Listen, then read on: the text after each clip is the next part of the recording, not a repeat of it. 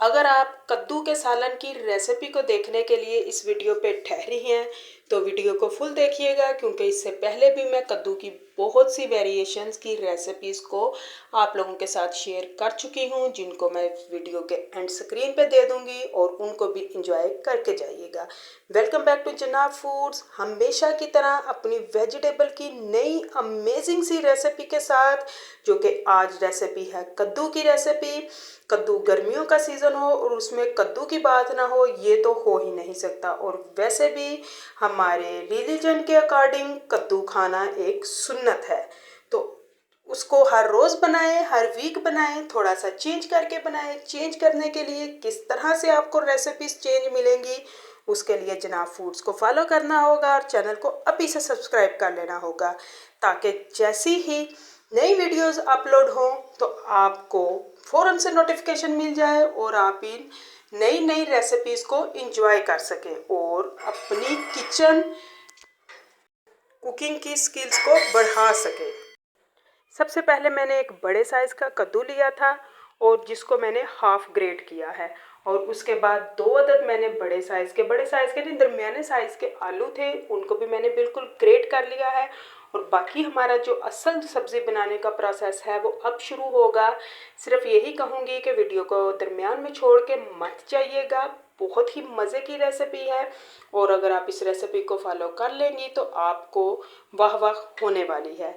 आलू का थोड़ा सा पानी निचोड़ दिया है, क्योंकि आलू को जैसे ही हम ग्रेट करें तो इसमें से थोड़ा सा पानी इसका रिसना शुरू हो जाता है, जिसको मैंने हाथों की मदद से ही निचोड़ दिया। उसके बाद ग्रेट किए हुए कद्दू और आलू दोनों चीज़ों को मैं अच्छी तरह से मिक्स कर लूँ। यहाँ पे एक और चीज़ मैं आप लोगों के साथ शेयर करते चलूँ कि कद्दू और आलू दोनों चीज़ों को कच्चा ही यूज़ करूँगी, बॉयल किसी चीज़ को भी नहीं किया। और हमेशा की तरह बुनियादी मसाला जात बहुत ही कम इंग्रेडिएंट के साथ बनने वाली रेसिपी को लेकर हाजिर हूँ, जिसमें दरमियाने साइज़ की चम्मच का जो मेजरमेंट मैंने रखा, सूखा धनिया यानी खुश्क धनिया कुटा हुआ और ज़ीरा, नमक, और यहाँ पे मैंने पाउडर मिर्च का यूज़ किया। आप चाहे तो कुटी हुई दरदरी मिर्च का भी यूज़ कर सकते हैं।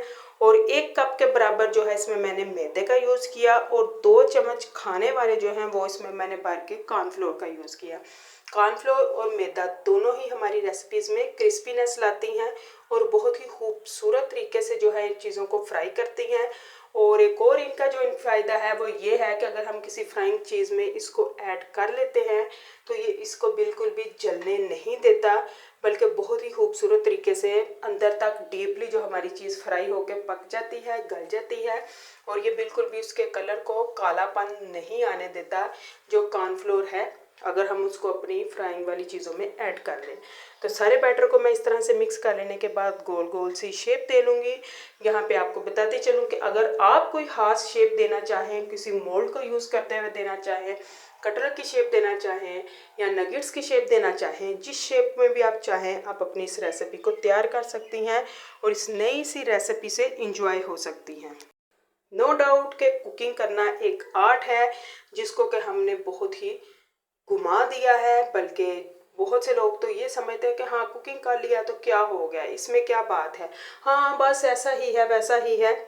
ऐसे लोगों को अल्लाह ही पूछेगा। बस आप अपनी कुकिंग स्किल्स को बढ़ाती रहें और खूबसूरत सी रेसिपीज़ को एंजॉय करती रहें, जिसके लिए जनाब फूड्स के साथ रहिए और नई नई मज़े की रेसिपीज़ को एंजॉय करती रहें।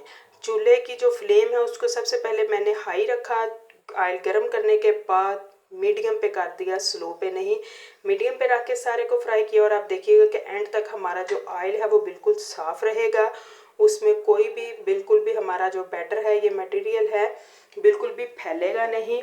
और बहुत खूबसूरत तरीके से मैं इनको बिल्कुल देखें गोल्डन ब्राउन करके निकालूंगी। उसके बाद बारी है हमारी सब्ज़ी के मसाला की तैयारी, जिसके लिए मैंने लहसुन, अदरक और प्याज तीनों चीज़ों को पहले ऑयल पे बड़े अच्छे से फ्राई करूँगी, बिल्कुल इनको ब्राउन करूँगी। ब्राउन करने के बाद जब ये तीनों चीज़ें बिल्कुल ब्राउन हो जाएंगी और इनके भुनने की खुशबू आना शुरू हो जाएगी तो उसके बाद मैं टमाटर को ऐड करूँगी। और फिर भी इसकी बुनाई तब तक चलेगी जब तक कि टमाटर बिल्कुल नरम नहीं हो जाता। टमाटर के नरम हो जाने के बाद इस सारे मसाले को मैं पेस्ट बनाने के लिए निकाल लूँगी और जो इसका बाकी ऑयल है उसमें आधा चम्मच के बराबर ज़ीरा डालूँगी। जैसे ही ज़ीरे के भुनने की खुशबू आना शुरू हो जाएगी तो जो हमने मसाले का सारा पेस्ट बनाया इसको इसमें डाल देंगे। آپ کو ریسیپی پسند آئے تو ویڈیو کو لائک لازمی کیا کیجیے اور اپنے فیملی فرینڈس کے ساتھ لازمی شیئر کیا کیجیے تاکہ وہ بھی ایسے ہی مزے کی سبزی کی ریسیپیز کو انجوائے کر سکے، کیونکہ سبزی ایک سبزی ایسی ریسیپی ہے جو کہ ہر گھر میں بنتی ہے اور تقریباً ویک کے 6 ڈیز بلکہ بعض دفعہ تو 7 ڈیز ہی اس کی باری آنی ہوتی ہے۔ تو اگر آپ بھی ایسی ہی نئی ریسیپیز کو انجوائے کرتے ہیں تو کیپ واچنگ جناب فوڈز۔ مسالے کو تب تک دوبارہ سے بنائی ہوگی کہ جب تک ہمیں آئل اوپر نظر نہ آنے لگ جائے اور اس کی بنائی بالکل تیار ہو جائے گی تو 1 چمچ کے برابر میں خشک دھنیا کا پاؤڈر اس میں ایڈ کروں گی، اور اس کے بعد جو ہم اپنے کدو کی ریسیپی کو فرائی کیا تھا اس کو ایڈ کریں گے اور انجوائے کریں گے۔ اسی کے ساتھ جناب فوڈز کو اجازت دیجیے۔ کیپ واچنگ جناب فوڈز، کیپ لائکنگ جناب فوڈز، اور اس کے ساتھ ساتھ اگر ابھی تک چینل کو سبسکرائب نہیں کیا تو مزے کی اور نئی ریسیپیز کو دیکھنے کے لیے جناب فوڈز کو سبسکرائب کر لیجیے۔ اللہ حافظ۔